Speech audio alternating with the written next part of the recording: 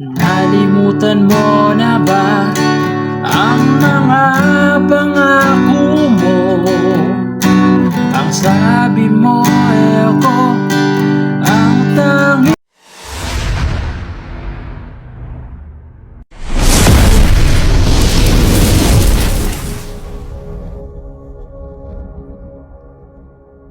Hello mga ka-idol! So ngayon, meron na naman akong ituturo sa inyong napakagandang kanta.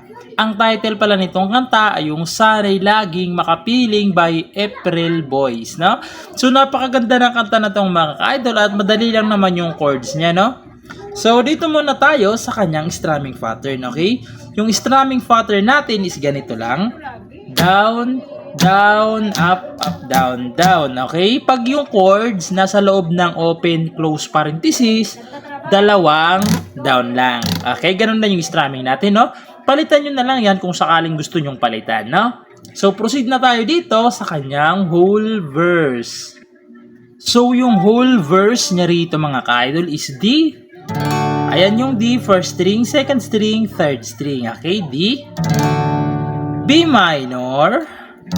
Yung B minor sa second fret nakabar, 1, 2, second fret. Sa third fret naman ay second string. Sa fourth fret naman ay fourth string, tsaka third string lang, okay? B minor. Tapos pupunta kayo ng G. So yung G, first string, second string, fifth string, tsaka sixth string. Ayan, G. Tapos babalik lang kayo ng B. Tapos pupunta naman kayo ng E minor. So yung E minor, fourth string lang, tsaka fifth string. Ayan, E minor. Tapos babalik lang kayo ng B minor. Tapos babalik ulit kayo ng E minor na nasa loob na ng open close parenthesis. Tapos pupunta kayo ng A na nasa loob rin. So yung A, second string, third, fourth string lang. Okay, ayan. Tapos pupunta kayo ng D na wala ng open close parenthesis. Okay? So yan na yung pang whole verse yung mga ka-idol, no? So sasampulan ko kayo para mas maintindihan nyo yung tugtog niya, no? So ganito naman siya kapag kinantahan. Nalimutan mo na ba ang mga pangako mo? Ang sabi mo ay ako ang tanging nasa puso mo. Hanggang wakas di maglalaho, pangako mo'y di magbabago. Naaalala mo pa ba, mahal ko?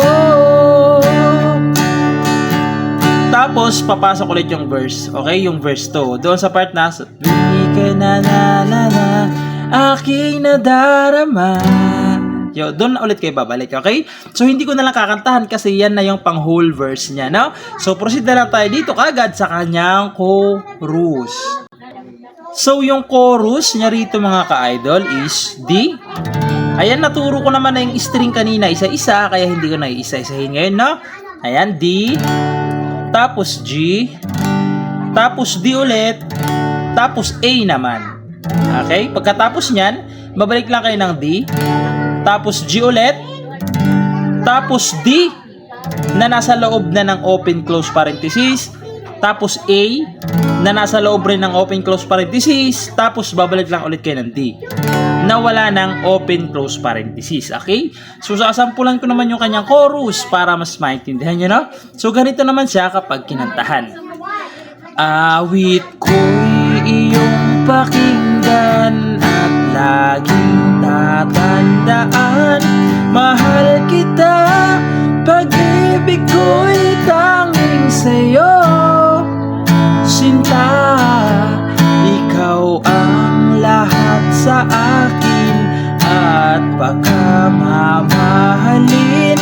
Ikaw at ako, sana'y laging magkapiling. Tapos papasok yung ad-lib. Okay? So yung ad-lib niya rito is G, F sharp na may open close parenthesis. So yung F sharp sa second fret nakabar, sa third fret naman ay third string, sa fourth fret naman ay fifth string tsaka fourth string. Ayan yung F sharp, okay? Tapos pupunta kayo ng B minor. na nasa loob rin ng open close parenthesis, tapos G na wala ng open close parenthesis, tapos A. Okay, so sasampulan ko ng tugtog yung kanyang adlib para mas maintindihan nyo yung tunog, no? So ganito naman siya sa adlib.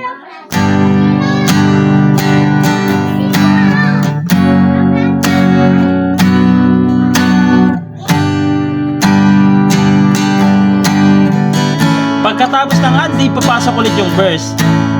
Okay, so na na na na na na la la la la la la. So papasok ulit yung verse, okay? So ayun lang, sana nagustuhan niyo yung tutorial natin and goodbye.